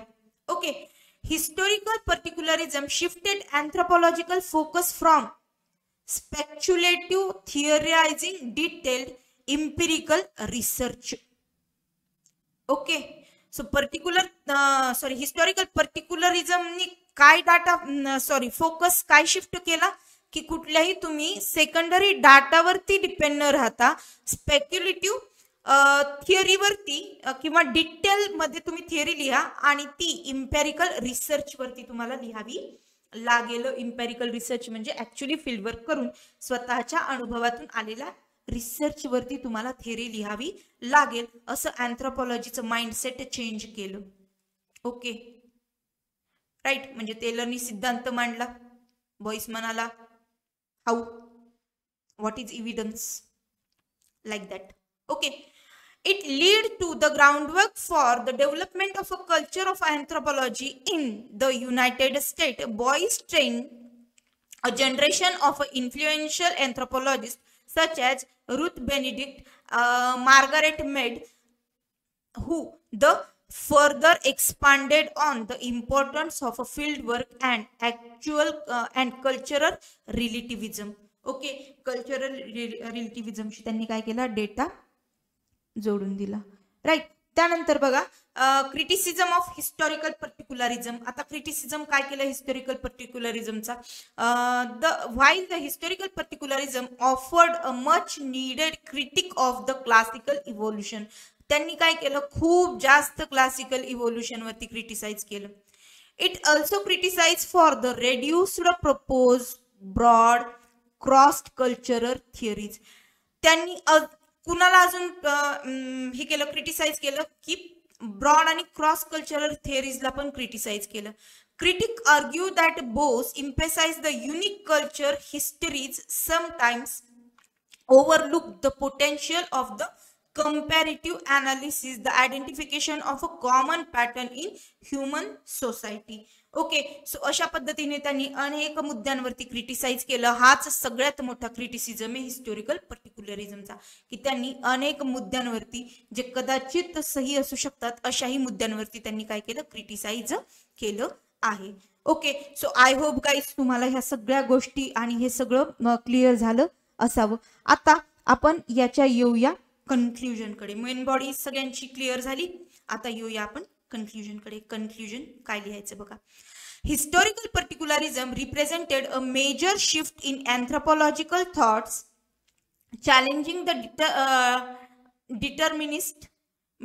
deterministic and ethnocentric tendencies of a classical evolutionism by the emphasize cultural relativism and empirical research. It provided a more notched understanding of a human society. However, while the addresses many shortcomings of a classical evolutionism, it was also limited in the ability to offer overarching theories marking both and the straight and the constant as the anthropological approach. अशा प्रकारे historical पर्टिक्युलरिझमनी काय केलं, classical इव्होल्युशनचे trend change केले आणि अँथ्रोपॉलॉजीवर आपला एक नवीन प्रभाव टाकला. ओके. अशा पद्धतीने आपल्याला कन्क्लुजन लिहायचं आहे. सो आय होप गाईज तुम्हाला हा क्वेश्चन व्यवस्थित क्लिअर झाला असावा. काही जर या संदर्भात डाऊट असतील तर प्लीज कमेंट सेक्शन मध्ये नक्की विचारा. त्याचबरोबर बघा एक महत्त्वाची अनाउन्समेंट करायची होती. आपला गोरे पाटील सायन्स अकॅडमी नावाचा ॲप आहे, त्याच्यावरती आपण 29 सप्टेंबर पासून ऑप्शनल अँथ्रोपॉलॉजी एमपीएससी आणि यूपीएससी दोन्हीही ऑप्शनल अँथ्रोपॉलॉजी आणि ऑप्शनल ॲग्रिकल्चर या दोन्ही बॅच आपण स्टार्ट करत आहोत, ज्याची फीज आहे केवळ 2499 रुपये. यामध्ये तुम्हाला पेपर 1 आणि पेपर 2 दोन्हीही 360 डिग्री कव्हर करून दिलेले आहेत, ज्यामध्ये या सगळ्या थिअरी आणि जो आपला सिलेबस आहे तो 1 बाय 1 टॉपिक टू टॉपिक आपण क्लिअर करून घेतलेला आहे. लाईन बाय लाईन तो तुमच्याकडून क्लिअर करून घेतला जाईल. त्याचबरोबर याची खासियत अशी की प्रत्येक टर्मिनॉलॉजी वरती किंवा प्रत्येक टॉपिक वरती तुम्हाला आन्सर रायटिंग ची प्रॅक्टिस घेतल्या जाईल. प्रत्येक टॉपिक वरती तुम्हाला लाईन बाय लाईन प्रश्न दिला जाईल, जेणेकरून तुमचा एकही प्रश्न चुकणार नाही आणि प्रश्न कसाही येऊ तुम्हाला त्याचा आन्सर राईट करताच येईल. त्याचबरोबर बॅचला असलेल्या मुलांचा एक स्पेशल ग्रुप केला जाईल, ज्याच्यावरती तुम्हाला डेली आन्सर रायटिंग जी केलेली असेल तुम्ही, तर ती तुम्ही मला पाठवू शकता. आम्ही तुम्हाला त्याचे व्यवस्थित म्हणजे ॲनालिसिस करून त्याचे आन्सर्स तुम्ही कसे लिहिलेत काय त्याच्यावरती फीडबॅक देऊ. त्याचबरोबर तुम्हाला किती मार्क्स येतील त्याचे आणि अजून काय कमी पडत आहे किंवा उत्तर कसं लिहिलं आहे त्याच्यावरती मार्गदर्शन करण्यात येईल. आपण जी ही डेली आन्सर रायटिंगची सिरीज सुरू केली आहे ती ॲग्रिकल्चरची पण सुरू केली आहे यूट्यूबवरतीच. तर तीही सगळ्यांनी बघा, कारण ॲग्रिकल्चर असेल अँथ्रोपॉलॉजी असेल हे दोन्ही विषय टेक्निकल आहेत आणि टेक्निकल असल्या कारणाने याचे जे क्वेश्चन्स आहेत तर ते मोर दॅन 250 ते 300 मार्काचे प्रश्न जे आहेत, 250 ते 300 मार्काचे प्रश्न आहेत, ॲज इट इज रिपीट होत आहेत. युपीएससीला तरी हा अनुभव आहे आणि एमपीएससी ऑब्व्हियसली युपीएससीला फॉलो करतेच करते. त्यामुळं या प्रश्नांकडे तुम्ही कधीही दुर्लक्ष करू नका, कारण तुम्हाला आता हे जाणवत असेल प्रश्नांच्या स्वरूपावरून की हे GS1 पण इम्पॉर्टंट आहे, GS2 पण याचा फायदा होतोय, GS3 GS4 एथिक्स आणि इंटिग्रिटी मध्ये सुद्धा याचा फायदा होतो आहे. त्यामुळं ह्या प्रश्नांकडे दुर्लक्ष न करता सगळ्यांनी सिरीज तर कंप्लीट करा, पण ज्यांचा ऑप्शनल अँथ्रोपॉलॉजी आहे, ज्यांचा ऑप्शनल ॲग्रिकल्चर आहे त्यांनीही बॅच जॉईन करा. ॲग्रिकल्चरचा सगळ्यात मोठा फायदा असा होतो की त्यांना 5 परीक्षांचा सिलेबस डायरेक्ट एकच आहे. म्हणजे तो कोणता बघा, IFO असेल, AFO असेल, RFO असेल, त्याचबरोबर युपीएससीचा ऑप्शनल पेपर असेल, MPSCचा ऑप्शनल ॲग्रिकल्चर असेल, त्याचबरोबर IFS असेल. ओके, सो या सगळ्यांचा सिलेबस हा बऱ्यापैकी रिलेव्हंट आहे. म्हणजे सिलेबस 1 आणि परीक्षा 5 ते 6 परीक्षा ॲग्रिकल्चर ऑप्शनल मधून क्लिअर होऊन जातात. सो तुमचे जे कोणी फ्रेंड्स असतील तर त्यांना ॲग्रिकल्चर ऑप्शनल ज्यांचा आहे, जे फॉरेस्टची तयारी करत आहेत RFOची, तर त्यांच्यासाठी ही नक्कीच लाभप्रद अशी समजा कोर्स आहे. तो या कोर्सचा फायदा तुम्ही नक्कीच घ्या आणि ही सिरीज पण रेग्युलर बघा. ही सिरीज बघत असताना अजून एक तुम्हाला ॲडवाइस असं राहील की तुम्ही पेन आणि नोटबुक घेऊन बसा आणि जे जे मी पॉईंट्स सांगते ते लिहा. त्याच्यावरून तुम्हाला जसे एक्स्ट्रा पॉईंट जसे जसे तुमच्या वहीमध्ये भरत जातील तसे तसे तुमचं नॉलेज पण थोडंसं वाढेल. या संदर्भामध्ये MPSCच्या मुलांसाठी हा विषय बऱ्यापैकी नवीन दिसतो. सो नवीन विषय असल्या कारणाने घाबरून जाण्याचं काहीच कारण नाहीये, कारण आपण त्या पद्धतीने आपण आन्सर रायटिंगची प्रॅक्टिस पण करून घेतोय. फक्त लक्ष देऊन केअरफुली या गोष्टीकडे व्यवस्थित बघा. ओके, सो क्वेश्चन नंबर 2 मधला आपण बी क्वेश्चन बघूया. Describe the evidence of a food production and demonstration of animal with special reference to Mehergarh. Throw light its significance.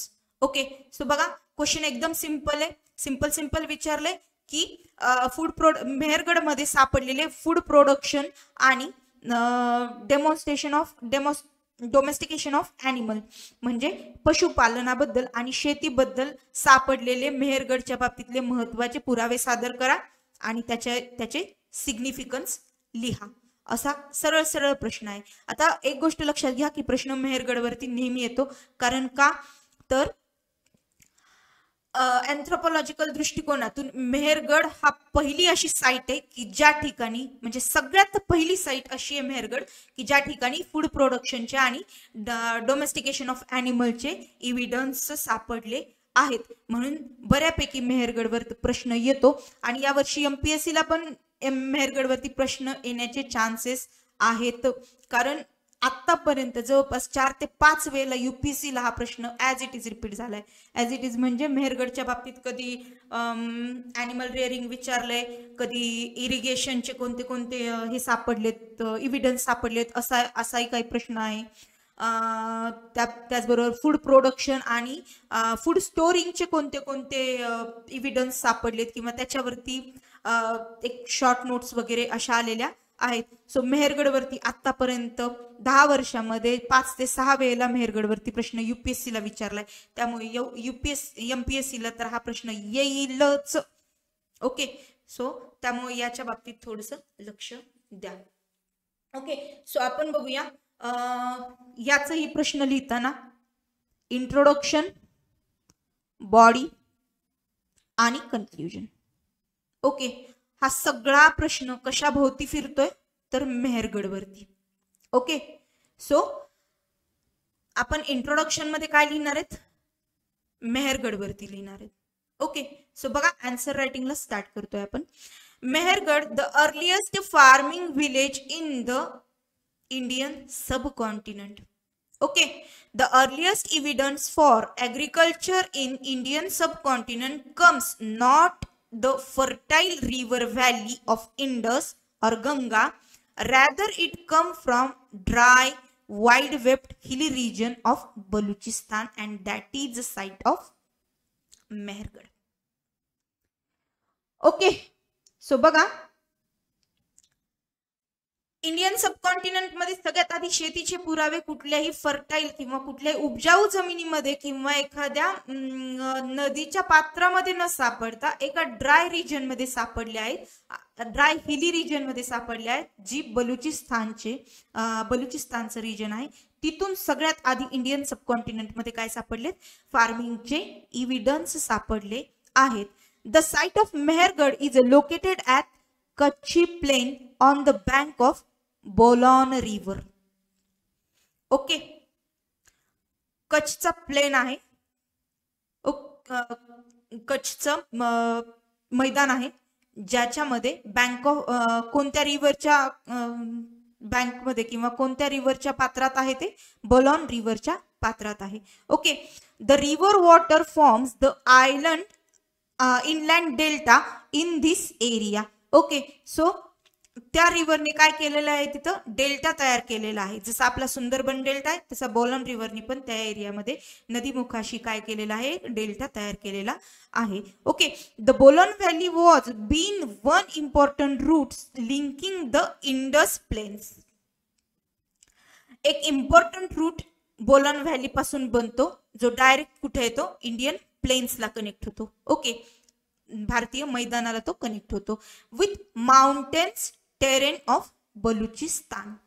Okay, त्यानंतर बघा इट इज, कुणाबद्दल बोलतोय, मेहरगड बद्दल. Okay, it is one of the earliest neolithic in Asia, south Asia, dating back around the 7000 before Christ era. Okay, ख्रिस्तपूर्व 7000 वर्षापूर्वीची ही काय आहे, निओलिथिक साइट आहे. It offers two crucial archaeological evidence of the transition from the hunting gathering to food producing economies. मगाशी मी सांगितलं तुम्हाला तसं. ओके, हंटिंग गॅदरिंग पासून तर फूड प्रोड्युसिंग इकॉनॉमी पर्यंत ही लोक आलेली आहेत. Okay, marking a major milestone in the evolution of human society and subsistence pattern. Okay, अशा पद्धतीने त्यांनी त्यांच्या सोसायटीने काय केलेलं आहे, इव्होल्युशन केलेलं आहे from hunting gathering to food producing economy. म्हणजेच कुठं कशापासून, म्हणजे सॅवेजरी टू बार्बॅरिझम पर्यंतचा हा काय आहे, प्रवास आहे. ओके, त्यानंतर इव्हिडन्स ऑफ फूड काय सापडलेत बघू आपण तिथे मेहरगड मध्ये. ओके, सो फर्स्ट आहे crops. Excavations at Mehergarh have revealed the cultivation of a domesticated wheat, barley, some of the earliest agriculture. सगळ्यात आधी व्हीट आणि बार्लीचे इव्हिडन्स मेहरगड मध्ये काय झालेले आहेत, फाउंड झालेले आहेत. The crops introduced into the Indian सबकॉन्टिनेंटच्या बाबतीत सगळ्यात आधी व्हीट आणि बार्लीचे इव्हिडन्स काय झालेले आहेत, त्या ठिकाणी सापडलेले आहेत. त्यानंतर बघा काही शेतीचे काही टूल्स आहेत, शेतीची काही अवजारे आहेत, ते पण सापडले आहेत. म्हणजे काय काय सापडलेत बघा, the presence of a grinding stones, sickle blades and storage pit indicates the systematic harvesting process and the storing of grain. त्या ठिकाणी असे काही सिकल ब्लेड आणि स्टोरेज पिट्स पण असे काही खड्डे सापडलेले आहेत, ज्यामध्ये काय केलेलं होतं, अन्न साठवून ठेवलं जात होतं, अन्नधान्य साठवून ठेवलं जात होतं. असेही काही स्टोरेज पिट्स आढळले आहेत. त्याचबरोबर ग्राइंडिंग स्टोन्स, ज्याला आपण जातं म्हणू शकतो, त्याचबद्दल सिकल ब्लेड पण आहेत. आणि काय इंडिकेट करतात हे system of harvesting, processing and storing of the grains. Okay, हे टूल्स काय प्रूफ करतात की त्यांनी त्यावेळेला सिस्टमॅटिक हार्वेस्टिंग केली बिकॉज ऑफ सिकल ब्लेड्स, व्यवस्थित प्रोसेसिंग केली जात होती, food processing on the grinding stone म्हणजे जात्यावरती, आणि स्टोरिंग ऑफ ग्रेन्स चा मोठा पुरावा काय आहे, स्टोरेज पीट. ओके, मोठे मोठे स्टोरेजचे खड्डे. राईट गाईज, या सगळ्या नोट्स ज्या काढल्या आहेत ना, तर त्या तुमच्या इग्नोच्या नोट्स वरून काढलेल्या आहेत. त्याचबरोबर ईपीजीचा पण काय घेतलेला आहे, याच्यामध्ये आधार घेतलेला आहे. सो ज्यांचं अँथ्रोपॉलॉजी आहे तर त्यांनी इग्नोच्या नोट्स फॉलो करणं हे खूप जास्त इम्पॉर्टंट आहे. इग्नोच्या नोट्स तुम्ही निश्चितच वाचा. ओके, त्यानंतर बघा irrigation. Later phases show the canal traces and water channels pointed to the use of irrigation techniques in a semi-arid environment. आता ऑलरेडी ते काय आहे, ड्राय आहे, सेमी एरिड आहे, त्यामुळे त्या ठिकाणी इरिगेशनची गरज भासणारच आहे. सो कॅनल सापडले आहेत, तिकडे वॉटर चॅनल्स सापडले आहेत, आणि त्या टेक्निकद्वारे त्यांनी काय केलेलं आहे, इरिगेशन दिलेलं आहे, आपल्या पिकांना पाणी दिलेलं आहे. त्यानंतर बघा इव्हिडन्स ऑफ ॲनिमल डोमेस्टिकेशन. त्यांनी पशुपालन केलं आहे, याचे काय काय इव्हिडन्स आहेत. सो बघा कुठले कुठले पशु त्यांनी रिअर केलेत किंवा रिअरिंग केली आहे. बघा goat, sheep, cattles, those are domesticated animals. त्यांनी या सगळ्यांचं काय केलेलं आहे, पालन केलेलं आहे, या हे पशुपालन केलेलं आहे. बघा remains a boast Inticus Bos indicus along with the sheep and goat shows the physical change as the reduced horn size indicating the selective breeding and domestication. त्या ठिकाणी काय सापडले, असे काही सांगाडे सापडले होते की त्यांचे ज्या शेळ्या, मेंढ्या किंवा जे कॅटल्स आहेत, शेळ्या, मेंढ्या किंवा कॅटल्स म्हणजे गाई, म्हशी, कॅटल्स गाई. ओके, त्यांचे जे हॉर्न आहेत, जे शिंग आहेत त्यांचे, तर त्यांच्या शिंगांच्या साईज मध्ये त्यांच्या सांगाड्यावरून काय सापडलेले डिफरन्स सापडलेले आहेत. ओके, त्याच्यावरून असं लक्षात येतं की त्या ठिकाणी पण तेव्हा पण ब्रीडिंग, क्रॉस ब्रीडिंग केली जात होती.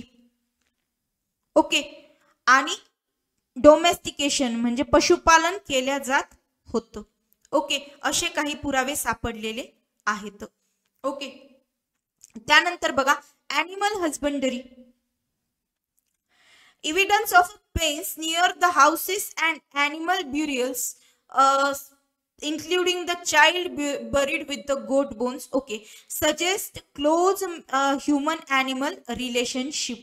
ओके, सो त्यांचे जे हाऊस होते म्हणजे त्या मानवांचे जे हाऊस होते, तर त्यांच्या शेजारीच त्यांनी ॲनिमल साठी पण काय केलेले होते, हाऊस बनवलेले होते. ओके, आणि म्हणजे चाइल्ड सोबतच त्यांचे गोटचे पण बोन सापडलेत, म्हणजे ते सोबतच घेऊन त्यांना राहत होते, असं त्याच्यामधून काय केलेलं इंडिकेट केलेलं आढळतं. ओके, त्यानंतर veterinary evidence. Tool and marks of a dental drilling on animal remains indicate early understanding of animal care. Okay, veterinary म्हणजे काय, जनावरांच्या हेल्थ केअर साठी त्यांना काय सापडलेलं की डेंटल ड्रिलिंग म्हणजे जनावरांच्या दातांसाठी काही त्यांनी टेक्निकली जर काही त्यांना प्रॉब्लेम आढळला असेल तर तो टेक्निकली सॉर्ट आउट करण्यासाठी त्यांनी डेंटल ड्रिलिंग वगैरे असे काही टूल्स वापरलेले असतील. किंवा आता कसं आपण जनावर आजारी पडलं तर त्यांना इंजेक्शन्स वगैरे देतो, तर त्या टाईपमध्ये त्यांना काय सापडलेलं आहे, काही टूल्स सापडलेले आहेत ज्याच्यावरून त्यांनी ॲनिमल केअरचा अंदाज लावला आहे. म्हणजे व्हेटरनरी जनावरांचे डॉक्टर त्या काळातही होते असं एव्हिडन्स सापडलेला आहे. ओके, त्यानंतर बघा सिग्निफिकन्स ऑफ मेहरगड, त्याच्यामधला सेकंड सब क्वेश्चन बघा. फर्स्ट सब क्वेश्चन काय दिला आपण, evidence of a food production and domestication of animal with the special reference to Mehrgarh. मेहरगडचे आपण फूड प्रोडक्शनचे पण इव्हिडन्स बघितले आणि डोमेस्टिकेशन ऑफ ॲनिमलचे पण आपण इव्हिडन्स बघितले. आता काय करायचंय, सिग्निफिकन्स ऑफ मेहरगड लिहायचंय आपल्याला. काय लिहायचंय, सिग्निफिकन्स ऑफ मेहरगड. 15 मार्कांसाठी हा प्रश्न आहे, त्यामुळे आपल्याला याचं उत्तर जे आहे तर ते साधारणतः 200 शब्दांमध्ये लिहिणं अपेक्षित आहे. 200 ते 250 शब्दांमध्ये लिहिणं अपेक्षित आहे. ओके, त्यानंतर बघा अर्ली ऍग्रिकल्चरल प्रॅक्टिसेस. सगळ्यात आधी आपण काय बघूया, सिग्निफिकन्स ऑफ मेहरगड, मेहरगडच्या बाबतीत बघूया. Early agricultural practices. Mehergad provided some of the earliest evidence of agriculture in South Asia, marking a significant shift from the nomadic lifestyles to settled farming communities. This transition leads the foundation for the development of a complex society to the civilization. Okay, मेहरगडच्या बाबतीमध्ये complex society पासून ते सिव्हिलायझेशनचा पर्यंतचा टप्पा जो आहे तर तो काय केलेला आहे, व्यवस्थित पार पाडलेला आहे. आणि सगळ्यात आधीचा ऍग्रिकल्चरचा इव्हिडन्स हा मेहरगडच्या बाबतीत सापडलेला आहे. मेहरगडच्या बाबतीत अजून एक महत्वाची गोष्ट काय आहे तर टेक्नॉलॉजिकल इनोव्हेशन्स. कल्चरल पण इनोव्हेशन झालंय त्यांचं आणि टेक्नॉलॉजिकल इनोव्हेशन्स पण झाले. Okay, the site reveal a range of technological evidence including the pottery, bead production, metalworking. Thus innovation reflect the community adaptability and its creativity. Okay, so technology पण काय झालेली आहे, इम्प्रूव्ह झालेली आढळते. त्यानंतर प्रेसिसर to the Indus Valley civilization. Mehergad considered the predecessor to the Indus Valley civilization to the continuity of the cultural practices. Technological advancement from the Mehergad to Indus Valley site undergoes the importance of in the region's historical development. Okay, so Indus valley सिव्हिलायझेशनचा त्याच्यावरती बऱ्यापैकी काय होता, impact होता. त्यानंतर बघा archaeological and anthropological insights. Okay, so archaeologically पण आपण बघूया आणि अँथ्रोपॉलॉजिकली पण बघूया आपण. The extensive archaeological finding at Mehrgarh provided the valuable insight into the social, economic and cultural aspect of the early human settlement. Thus findings help the researcher understand the process of domestication and social organization. Technological process. Okay, so technological process वरून पण काय ठरवण्यात आलं की याची जी प्रगती आहे ती ठरवण्यात आली. त्यानंतर बघा cultural continuity shows the gradual transition from the pre-ceramic Neolithic to advanced Neolithic and Chalcolithic phases, including the pottery, metallurgy and the craft specialization.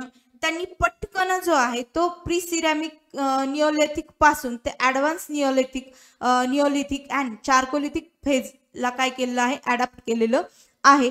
आणि त्यांनी खूप सारी काय केलेलं आहे म्हणजे पॉटरीज आणि त्याच्यामध्ये डेव्हलपमेंट केलेली आहे. त्यानंतर अर्बन रूट्स पण सापडतात. Serves as precursor to the Indus Valley civilization, providing the early example of the sedentism, agriculture and social organization. सगळ्यात आधी सिव्हिलायझेशन इंडस व्हॅली सिव्हिलायझेशनच्या पूर्वी सुद्धा यांच्यामध्ये काय होतं, कल्चर, अर्बन कल्चर होतं. ओके, त्यानंतर बघा anthropological insight. Human skeletal remains the reveal data on the health, diet, surgical practices, including the dental intervention. Okay, anthropological insight वरून त्यांना ह्युमन स्केलेटलच्या वरून त्यांनी असा म्हणजे डेटा एक हे केला की ते हेल्थ आणि डाएटची पण व्यवस्थित काळजी घेत होते आणि सर्जिकल प्रॅक्टिसेस पण त्यांच्यामध्ये म्हणजे ऑपरेशन्स वगैरे पण जे होते तर ते काय होत होते तेव्हा केल्या जात होते. अशा पद्धतीने आपण सिग्निफिकन्स ऑफ मेहरगड पण लिहिलेला आहे. आता या संपूर्ण उत्तराचं सार म्हणजे आपलं काय लिहिणार आहोत, कन्क्ल्युजन आपण लिहिणार आहोत. बघा, Mehrgarh is not only cradle of agriculture and domestication in the Indian subcontinent but also the cultural prototype for the urban civilisation.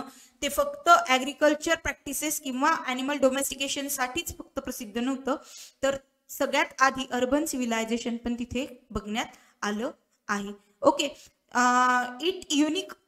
its unique archaeological community reach the eco facts and symbolic human animal interaction make it central to the understanding origin of South Asian civilization and the broader anthropological transition to the sedentary life. Okay, so बघा, अशा पद्धतीने आपण याचं conclusion पण लिहिलं, क्वेश्चनची main आन्सरची main body पण लिहिली आणि इंट्रोडक्शन पण आपण व्यवस्थित लिहिलं आहे. आय होप गाईज तुम्हाला हा क्वेश्चन नंबर 2 मधला बी सुद्धा व्यवस्थित समजलेला असावा. क्वेश्चन नंबर 1 मधला ए पण समजलेला आहे. ओके, सो बघा, आपण क्वेश्चन नंबर 2 मधला सी बघूया. सी मध्ये विचारले, critically comment on lifestyle disease and their impact on human health. Okay, so lifestyle disease म्हणजे काय, त्याच्यावरती आपल्याला नकारात्मक टिप्पणी करायची आहे आणि त्याचे इम्पॅक्ट काय काय होत आहेत आपल्या ह्युमन हेल्थवरती. 15 मार्कांसाठी प्रश्न विचारलेला आहे. याचा अर्थ, याचा उत्तर तुम्हाला 200 ते 250 शब्दांमध्ये लिहायचं आहे. बघा, ज्यावेळेला तुम्हाला प्रश्न 20 मार्कांसाठी विचारतात त्यावेळेला तुम्हाला 300 शब्दांमध्ये उत्तर लिहिणं अपेक्षित असतं. जेव्हा तुम्हाला प्रश्न 15 मार्कांसाठी विचारतात त्यावेळेला तुम्हाला उत्तर 200 ते 250 शब्दांमध्ये लिहिणं अपेक्षित असतं. आणि जेव्हा 10 मार्कांसाठी प्रश्न विचारतात तर तेव्हा 150 शब्दांमध्ये त्याचं उत्तर लिहिणं अपेक्षित असतं. ओके, त्यानंतर बघा, क्वेश्चन नंबर 1 चा सी हा sub question, critically comment on lifestyle disease and their impact on human health. म्हणजे प्रश्न पहिला काय आहे याच्यामध्ये, लाईफस्टाईल डिसीज वरती क्रिटिकल कमेंट करा, नकारात्मक टिप्पणी लिहा. आणि दुसरं काय लिहिलंय की लाईफस्टाईल डिसीजचा ह्युमन हेल्थवरती होणारा इम्पॅक्ट लिहायचा आहे. सो बघूया आपण लाईफस्टाईल डिसीज म्हणजे काय. लाईफस्टाईल डिसीज म्हणजे अशा डिसीज ज्या आपल्या रोजच्या जीवनशैलीतून आपल्याला होणाऱ्या आहेत. फॉर एक्झाम्पल, ओबेसिटी आहे, ओव्हर इटिंगमुळे होणारी, एक्स्ट्रा शुगर कन्झम्पशन किंवा लॅक ऑफ एक्सरसाइजमुळे होणारा डायबिटीज आहे, राईट. त्यानंतर सतत जंक फूड खाणं, त्याचबरोबर फ्रीजिंग केलेलं जेवण जेवणं, त्यामुळे होणारा कॅन्सर हा लाईफस्टाईल डिसीज आहे. ओके, सो मानवाच्या सवयींमुळे त्यांना जडणारा जो डिसीज आहे त्यांना आपण काय म्हणतो, लाईफस्टाईल डिसीज असं म्हणतो. सो त्यामुळे होणारे कोणते कोणते परिणाम आहेत सोशल लाईफ वरती पण लिहायचे आपल्याला, ॲज वेल ॲज सेकंड क्वेश्चन मध्ये ह्युमन हेल्थ वरती होणारा परिणामही आपल्याला लिहायचा आहे. ओके, कारण क्रिटिकली कमेंट करताना त्याचे कुठलेही अस्पेक्ट आपल्याला सोडायचे नाहीयेत. मग ते इकॉनॉमिक असतील, ते सोशल अस्पेक्ट असतील, ते ह्युमन हेल्थच्या बाबतीत असतील किंवा ते एन्व्हायरमेंटल अस्पेक्ट असतील, असे कोणतेही अस्पेक्ट आपल्याला क्रिटिकली कमेंट करताना लाईफस्टाईल डिसीजवरचे सोडायचे नाहीयेत. ओके, सो बघूया आपण आन्सर रायटिंगला सुरुवात करूया. अगेन प्रश्न उत्तर लिखाणाचे 3 टप्पे, इंट्रोडक्शन, बॉडी आन्सर रायटिंगची आणि त्याचं कन्क्ल्युजन. ओके, सो बघा, what is a lifestyle disease. अख्खा प्रश्न कशाभोवती फिरतोय, तर लाईफस्टाईल डिसीज भोवती फिरतोय. म्हणून इंट्रोडक्शन मध्ये आपण काय लिहिणार आहे, लाईफस्टाईल डिसीज लिहिणार आहोत. बघा, lifestyle disease are elements that primary based on day to day habits of a people. दररोजच्या सवयीमुळे जडणारा हा काय आहे, डिसीज आहे. ओके, सो बघा, habit that detract people from the activity and push them towards a sedimentary routine can cause a few health issues that lead to chronic non-communicable disease that can have near life threatening consequences. Okay, so lifestyle disease एक असे disease आहेत जे रोजच्या सवयीमुळे जडणार आहेत आणि ते non कम्युनेबल disease आहेत, पण ते साधे डिसीज पासून क्रॉनिक डिसीजचं पण स्वरूप घेऊ शकतात. बघा 4 lifestyle disease, major lifestyle disease आहेत. First is CVD, that is cardiovascular disease are grouped 4 disorder of the heart and blood vessels. मग CVD चे 4 प्रकार कोणते आहेत बघा, ischemic heart disease, stroke, peripheral arterial disease, त्यानंतर congenital heart disease. Okay, congenital heart disease. Okay, हे 4 disease कशाचे आहेत, कार्डिओव्हॅस्क्युलर डिसीजचे हे 4 प्रकार आहेत. आणि हे चारीचे चारी कोणते आहेत, हे चारीचे चारी कोणते आहेत तर लाईफस्टाईल डिसीज आहेत. So second lifestyle, major lifestyle disease, हे 4 लाईफस्टाईल डिसीज आपण बघणार आहेत. तर त्यातला पहिला आहे CVD, दुसरा आहे डायबिटीज, इम्पॉर्टंट आहे diabetes. It is a metabolism disorder that affect the way the body used food, energy and physical growth. There are 4 types of diabetes: type 1, type 2, gestational and pre-diabetic किंवा pre-diabetes. Okay, the type 2 is the most common diabetes in the world. It's caused by the modifiable behavioral risk factor, म्हणजे काही खाणं जाणे, exercise न करणे, right. त्यानंतर बघा third वाला डिसीज आहे, लाईफस्टाईल डिसीज आहे, तो आहे cancer. Cancer affect the different part of the body, is characterise by the rapid creation of abnormal cells. Okay, सेल्सच्या ॲबनॉर्मल ग्रोथ मुळे काय होतो, कॅन्सर होतो. In that part can invite the other parts body as well. More than 7 million people die of cancer each year and 30% those diseases are attributed to lifestyle choice. 30% लोकांना हा फक्त त्यांच्या lifestyle वरून हा डिसीज होतो. Okay, cancer हा फक्त lifestyle, म्हणजे फॉर एक्झाम्पल स्मोकिंग असेल, ड्रिंक असेल, त्याचबरोबर अनहेल्दी फूड कन्झम्पशन असेल, ओके, जंक फूड कन्झम्पशन असेल, त्यामुळे काय होतं, कॅन्सरचं प्रमाण 30% लोकांमध्ये आढळून येतं. त्यानंतर फोर्थ आहे chronic respiratory disease. Some of most under diagnosed the condition the chronic respiratory disease are the potent cause the death globally with 90% deaths taking place low income countries.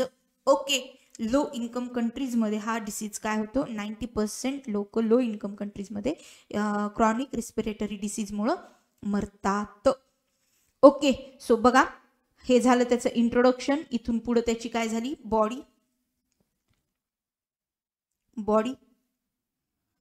बॉडीमध्ये आपण बघितले 4 मेजर लाईफस्टाईल डिसीज हे कोणते कोणते आहेत. त्यानंतर आपण बघणार आहोत त्याचे काय काय परिणाम होतात, सोशली परिणाम बघू आपण.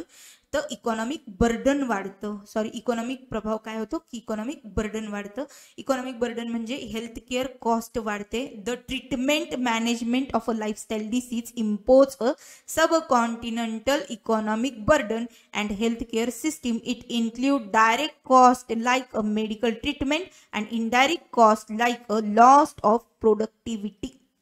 ओके, मानवाची प्रोडक्टिव्हिटी किंवा काम करण्याची क्षमता तर कमी होतीच होती. काम करण्याची क्षमता कमी झाली म्हणजे तो कमवू शकणार नाही किंवा तो व्यवस्थित जगू शकणार नाही. त्याचबरोबर त्यांचा सगळा पैसा जो आहे तर तो कशामध्ये जातो, तर मेडिकल ट्रीटमेंटमध्ये जातो. म्हणजे फॉर एक्झाम्पल एखाद्या व्यक्तीला जर डायबिटीज झालेला असेल तर आयुष्यभर त्याला काय करावं लागतं, डायबिटीजच्या गोळ्या खाव्या लागतात. ओके, प्लस त्याची इम्युन पॉवर कमी होते आणि डायबिटीज झाल्यानंतर बऱ्यापैकी हळूहळू त्याला बीपी शूट होतो वगैरे वगैरे वगैरे, असं सगळ्या गोष्टी त्याची काय होते, प्रोडक्टिव्हिटी त्या ह्युमनची कमी होते. त्यानंतर बघा long term care. Chronic condition often required long-term care and management. Their further straightening healthcare and resources affecting the quality of life patient and their family. Okay, so long term care मध्ये काय होतं की वरचेवर त्यांना काय करावं लागतं की एक ट्रीटमेंट घ्यावी लागते, त्या पेशंटचं मॅनेजमेंट करावं लागतं, हेल्थ केअर करावी लागते. मग त्या पेशंट सोबत म्हणजे त्या पेशंटचे तर हालच होतात, प्लस त्याच्या फॅमिलीचेही भरपूर हाल होतात. कारण एखादी गोष्ट जर घरात आणायची म्हणलं तर आधी त्या पेशंटच्या गोळ्या औषधं आणायची आणि नंतर उरलेला पैसा खर्च करायचा. त्याचबरोबर त्या पेशंटची देखभाल करण्यासाठी फॅमिलीतील माणसं लागतात, म्हणजे त्यांची प्रोडक्टिव्हिटी काय होती या ठिकाणी लॉस होऊन जाते. So this is there are economic burden points. Okay, economic point. त्यानंतर बघा क्वालिटी ऑफ लाईफ कशी अफेक्ट करते. तर physical and mental health. The lifestyle disease can lead to prolonged disability, pain and suffering. They also have the significant impact on mental health, contributing the condition like the depression and anxiety.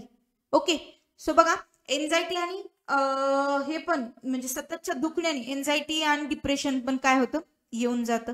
त्यानंतर बघा life expectancy. दस disease can reduce life expectancy and lead the premature death, affecting individuals and their families. बघा reel मध्ये असेल किंवा joke मध्ये असेल, पण ही खरं प्रताड नाही किंवा याला आपण सोसायटीची एक काय म्हणू शकतो, एक सोसायटीचं एक डिफरंट रोल आहे. किंवा आपण ज्या वेळेला बाहेरच्या देशामध्ये पेशंट बघायला जातात, पेशंटला भेटायला जातात, तर त्यावेळेला गेट वेल सून म्हणलं जातं. पण भारताच्या बाबतीत तसं होत नाही. भारतामध्ये किंवा इव्हन महाराष्ट्रामध्ये असं होत नाही. एखाद्या पेशंटला जर बघायला गेलं तर आजूबाजूच्या लोकांची चर्चाच अशी होती की अरे आमच्या गावातल्या त्या XYZ ला असं झाला होता रोग आणि तो मेला त्याच्यामध्ये, राईट. सो त्याचा परिणाम त्या पेशंटवरती काय होणार आहे, की हा म्हणजे तो धसका खाऊनच तिथं, म्हणजे जे कोरोनाच्या बाबतीत झालं की कोरोना झाला की लोक मेले, असं म्हणजे त्यांची इम्युन पॉवर तिथे लॉस्ट होतीच, पण त्यांची लाईफ एक्सपेक्टन्सी पण काय होती त्या ठिकाणी कमी होती. ते असं म्हणू शकत नाही की हा मी या डिसीज मधून मी उभारेल किंवा मी या डिसीज मधून रिकवर करून जाईल, अशी त्यांची टेंडन्सी मेंटॅलिटी राहत नाही. ओके, सो हा एक त्यामध्ये महत्वाचा इम्पॅक्ट आहे. त्यानंतर बघा challenges and limitation. Behavioural change होतो त्याच्यामध्ये. मग काय बिहेवियरल चेंज होतो, तर resistance to change.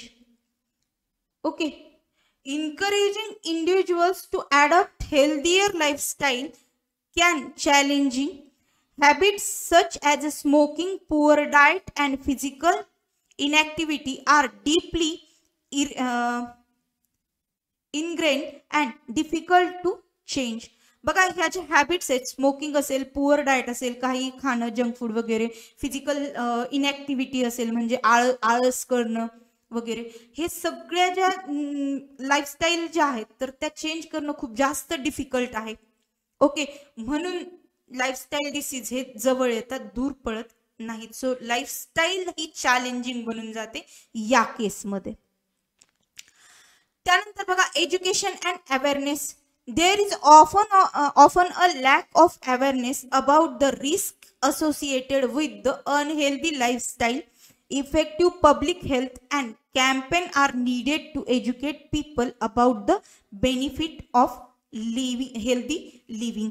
Okay, so असे कॅम्पेन ऑर्गनाइज केले म्हणजे करणं आवश्यक आहे की ज्यामध्ये लोकांना म्हणजे आपण शिक्षणासाठी कशी कॅम्पेन ऑर्गनाइज केले, बेटी बचाओ बेटी पढाओ, किंवा मुलींच्या शिक्षणासाठी आपण कोणत्या पद्धतीने कॅम्पेन अरेंज केले, मुलांच्या शिक्षणासाठी किंवा चाइल्ड लेबर ला कमी करण्यासाठी जसे कॅम्पेन ऑर्गनाइज केले, तर त्या पद्धतीचे कॅम्पेनची आवश्यकता आहे जिथं लोकांना लाईफस्टाईल बेटर करण्यासाठी प्रमोट केलं जावं किंवा लाईफस्टाईल बेटर करण्यासाठी त्यांना वेल एज्युकेटेड केलं जावं, अशा कॅम्पेनची या ठिकाणी गरज आहे. पण तसे कॅम्पेन उपलब्ध नाही, हा सगळ्यात मोठा सिग्निफिकन्स आहे. त्यानंतर बघा सोशिओ इकॉनॉमिक फॅक्टर्स कोणते कोणते. The access to resources. Socio-economic disorders can limited access to healthy food, safe environment for physical activity, healthcare services. Addressing the disparities is crucial for effective prevention and the management of the lifestyle disease. Okay, access of resources म्हणजे काय बघा, खूप ठिकाणी इंडियामध्ये खूप ठिकाणी जेवणाला व्यवस्थित म्हणजे जेवणाची क्वालिटी व्यवस्थित मेंटेन केली जात नाही. इवन इंडियन लोकांची मेंटॅलिटीच अशी आहे की हेल्दी फूड नाही खायचंय. आता बाजारात गेला तर लक्ष वडापावकडेच जाणार ना, कधी सेफकडे व्यवस्थित जाणार नाही, अशी लाईफस्टाईल आहे. घरामध्ये आपण ज्या वेळेला बघतो तर आईचं जेवण बघा तुम्ही कधी, तर आई नेहमी संध्याकाळी ही सकाळची उरलेली पोळी खाईल का, तर ते वाया नाही जायला पाहिजे फूड म्हणून. कधी कधी तर आपल्याला पण पोळीचा कुस्करा करून देते आई, राईट. बट मग can limit access to healthy food. Healthy food असतं पण ते आपण हेल्दी असताना खात नाही, ते आपण गरम गरम जेवत नाही. सकाळची पोळी संध्याकाळी खाल्ली जाते आणि रात्रीची पोळी सकाळी खाल्ली जाते का, तर ती वाया नाही जायला पाहिजे, राईट. त्यानंतर safe environment for physical activity, असं नाही राहिले. फिजिकल ऍक्टिव्हिटीसाठी सेफ एन्व्हायरमेंट नाही राहिले. मोठ्या मोठ्या ज्या मेट्रो सिटीज ज्या आहेत, पुणे असेल, दिल्ली असेल, तर त्या ठिकाणी प्रदूषण एवढं वाढलेलं आहे की ज्यावेळेला तुम्ही फिजिकल ऍक्टिव्हिटी करायला बाहेर पडतात त्यावेळेला मात्र काय होणार नाहीये, तुमच्या शरीरामध्ये फ्रेश हवा जाणारच नाहीये. ओके, सो हा एक रिसोर्स म्हणजे कमी पडतो. त्यानंतर हेल्थकेअर सर्व्हिसेस आपल्याकडे खूप कमी आहेत. ओके, त्यानंतर बघा stress and mental health. Socio economic stress including,